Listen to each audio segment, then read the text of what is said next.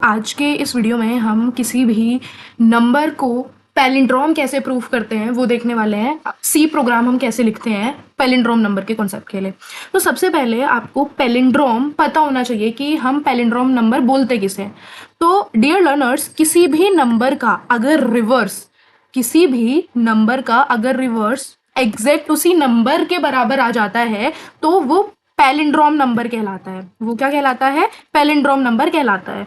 अगर reverse equal नहीं आता है, यानी हम ये कर सकते हैं कि रिवर्स नॉट इक्वल टू अगर जीरो मतलब नंबर है तो वो पैलिंड्रोम नहीं होता है। यहाँ पे मैं नॉट लिख देती हूँ, ठीक है। तो यहाँ तक चीजें समझ आ गई हैं।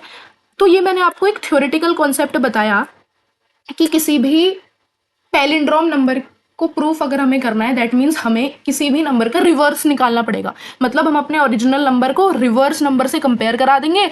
अगर बिल्कुल इक्वल आ रहे हैं दोनों, दैट मीन्स वो पैलिंड्रोम है। तो ये है लॉजिक। प्रोग्रामिंग शुरू करने से पहले हमको लॉजिक बनाना होता है कि हम एक्चुअली करेंगे क्या। तो हम ब्रेक करेंगे स्टेटमेंट को कि अगर हमें किसी भी नंबर को पैलिंड्रोम चेक करना है सी प्रोग्राम के अंदर, तो मतलब हमें नंबर चाहिए। नंबर आप डायरेक्ट दे सकते हो, बट हम यहाँ यूजर से इनपुट कराएंगे। तो नंबर हमारे पास है, देन उस नंबर में क्या लॉजिक हम लगाएंगे या क्या लूप्स यूज करेंगे जिससे वो नंबर जो है वो रिवर्स हो जाएगा। अब रिवर्स नंबर हमारे पास आ जाएगा, देन लास्ट में हम उसको कंपेयर करा देंगे। तो नहीं समझ आ रहा होगा जिन स्टूडेंट्स को, तो मैं बिल्कुल लाइन बाय लाइन कोड आपको समझाऊंगी तो बिल्कुल क्लियर हो जाएगा। तो मैं यहाँ पे एक ऑनलाइन सी कंपाइलर यूज कर रही हूँ। आप VS कोड भी यूज कर सकते हो या अदर कोई भी वेब ब्राउजर पे भी आप बहुत सारे कंपाइलर अवेलेबल होते हैं, वो आप यूज कर सकते हो, ठीक है। तो सबसे पहले आपको ये वेबसाइट खोलने लिए ऑनलाइन सी कंपाइलर की। देन हम अपना जो भी सी का स्ट्रक्चर होता है, जो कि होता है mainly include stdio.h, then int main, then return 0 last में हम लिखते हैं, उससे ऊपर यहाँ पे हम चीजें लिखेंगे। तो हमें यहाँ पे क्या करेंगे, वेरिएबल्स डिक्लेयर करेंगे। तो इंट हम बेसिकली नम ले लेते हैं, क्योंकि हम स्कैन कराएंगे मतलब इनपुट कराएंगे तो उसको नम में स्टोर करा लेंगे जो भी नंबर हम इनपुट कराएंगे, ठीक है। देन आगे हमें कुछ वेरिएबल्स की जरूरत पड़ेगी। वो वेरिएबल्स हम बाद में लिख सकते हैं, क्योंकि जब हम अपना प्रोग्राम लिख लें और जो भी वेरिएबल यूज हुए हैं हम उनको बाद में भी लिख सकते हैं, तब वो ईजी रहता है, क्योंकि हमें क्या पता हम पहले से ही क्या वेरिएबल्स लेने वाले हैं, है ना। देन यहाँ पे हमारा काम है, हम अपनी ईज के लिए प्रिंटफ करा लेते हैं कि enter a number to be checked for palindrome, की जिस नंबर को हमें पैलिंड्रोम चेक करना है यूजर एक नंबर इनपुट कर दे, ठीक है। देन सेमीकोलन, देन स्कैनएफ करा लेते हैं। स्कैनएफ क्या करता है? स्कैनएफ बेसिकली एक वैल्यू को जो आप एंटर करते हो, जो भी आप वेरिएबल एंड ऑपरेटर के साथ असाइन करते हो, उसमें स्टोर कर देता है या कॉपी कर देता है उसकी वैल्यू। देन यहाँ पे हम क्योंकि इंट नंबर लिया है हमने, तो %d comma and operator and num, क्योंकि हम चाह रहे हैं जो भी वैल्यू इनपुट करे, जो भी नंबर हमें चेक करना है वो नम में जाए। तो अब हमारा जो भी नंबर है ओरिजिनल वो नम में जाएगा, ठीक है। नाउ अब हमारे पास एक नंबर यहाँ पर एंटर हो जाएगा, यानी हमारे पास नंबर मिल गया। अब हमें क्या करना है, उस नंबर का रिवर्स चाहिए। तो रिवर्स करने के लिए हम यहाँ पे क्या लगाते हैं, फॉर लूप लगाते हैं और टेम्प एक वेरिएबल ले लेते हैं जिसमें नम जो होगा वो चला जाएगा। मतलब जो भी आप नंबर एंटर कर रहे हो, जिसको पैलिंड्रोम चेक करना है, उसको आप टेम्प में स्टोर करा रहे हो। क्यों मैम हम टेम्प में क्यों स्टोर करा रहे हैं, क्यों हम डायरेक्ट नम से यूज नहीं कर रहे? क्योंकि बच्चों आपको ओरिजिनल नंबर भी लास्ट में चाहिए। आप किसी भी प्रोग्राम में ओरिजिनल नंबर के एग्जिस्टेंस को खत्म नहीं कर सकते हो, क्योंकि वो बाद में रिजल्ट गलत देगा।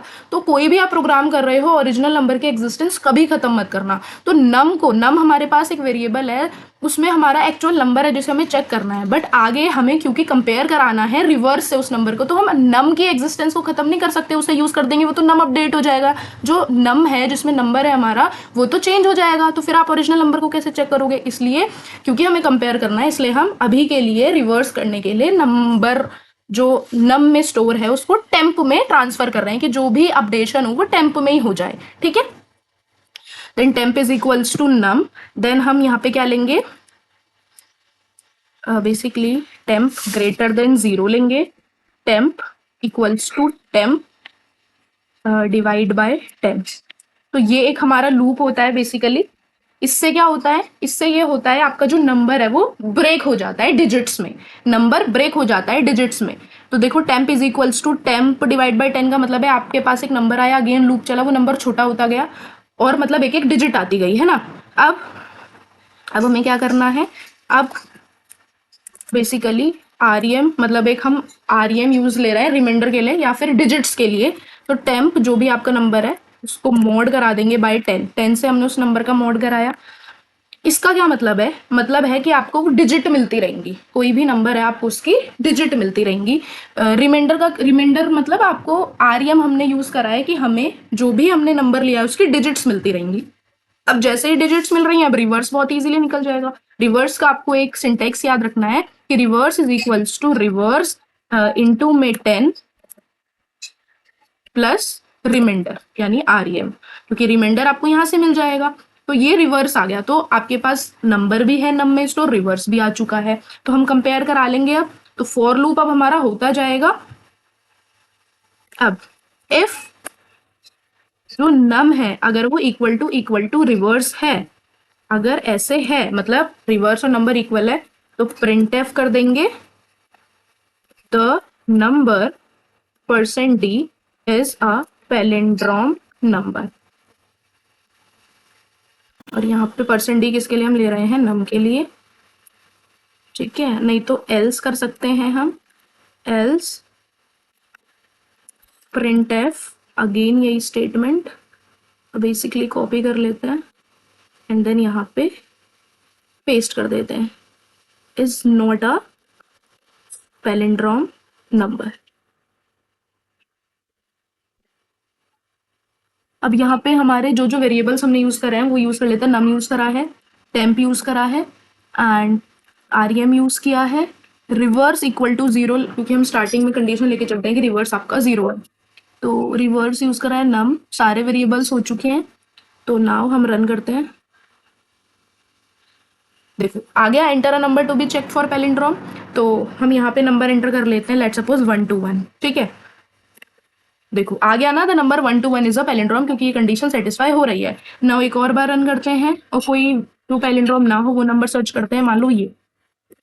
तो 356 का जो रिवर्स है वो होता है 653, दोनों इक्वल नहीं है, तो the number 356 is not a palindrome number. I hope आप लोगों को ये जो प्रोग्राम है ये समझ आया होगा। कुछ भी डाउट है आप कमेंट सेक्शन में पूछ सकते हो। अगर आपको और कोई प्रोग्राम चाहिए तो आप बता सकते हो।